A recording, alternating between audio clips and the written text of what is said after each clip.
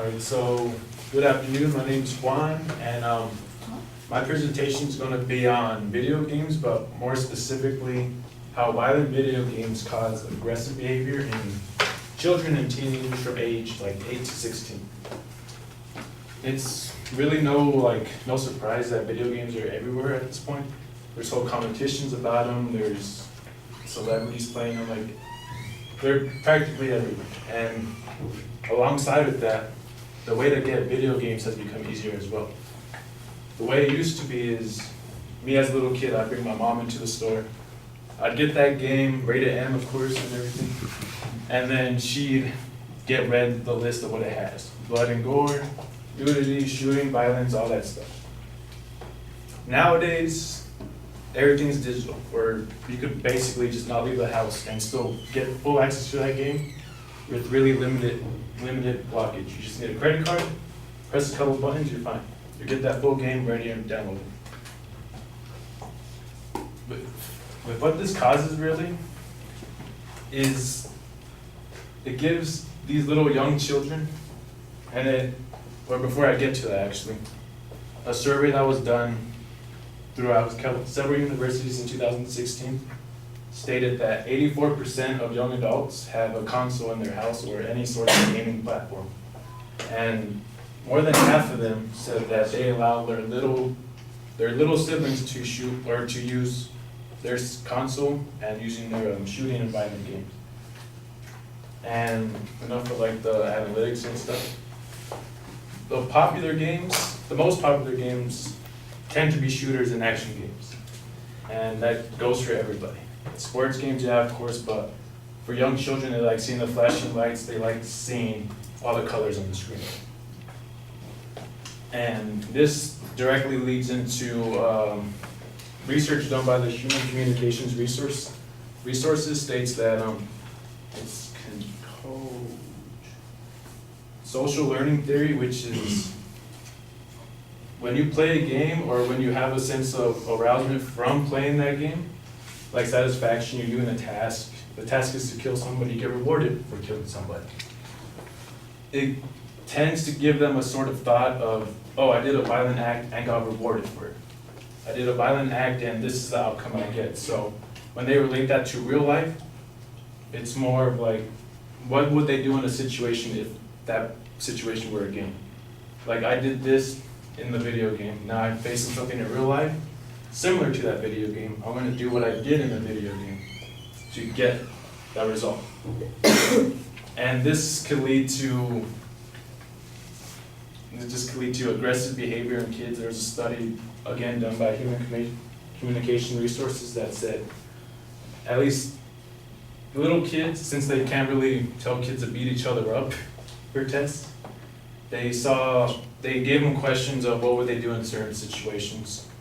And before and after playing violent video games for at least a week or so, the ones before stated that they wouldn't do certain situations, hit or like yell, grab or anything, but after playing those video games, an 8% increase in aggressive behavior of their answers. So they go to simple yelling, maybe slapping, grabbing, stuff like that. And increase the way in which they would deal with situations in real life. And also of that is the amount of how video games are looking nowadays. Graphics are getting better, everything's looking nicer. It's hard to distinct what's actually coming from real life versus what's a video game. Like if I were to pull up 2 screenshots right now, it would be hard to distinct which one's the real one, which one's the actual video game. This leads to concerns of when you're actually playing a first-person shooter like Battlefield or something, that's all realistic, all looks like it looks perfect. The thing with it is it could lead to just seeing blood on the screen. Your first person means you have it from your eyes view. So you're shooting people, you see explosions, you see all this, and you're the person doing it. You're controlling that character. That gives them a sense of just reward. They're going to be the ones doing it, and they're the ones leveling up, and they're the ones getting whatever reward it may be. And just with that, as video games get better or more technological advanced, like VR coming out now, it puts you to where you only see the screen. To wherever you move the head, That's where it's gonna live. And as VR gets more advanced, shooting games are just gonna become more violent, more deadly, and just more bloody.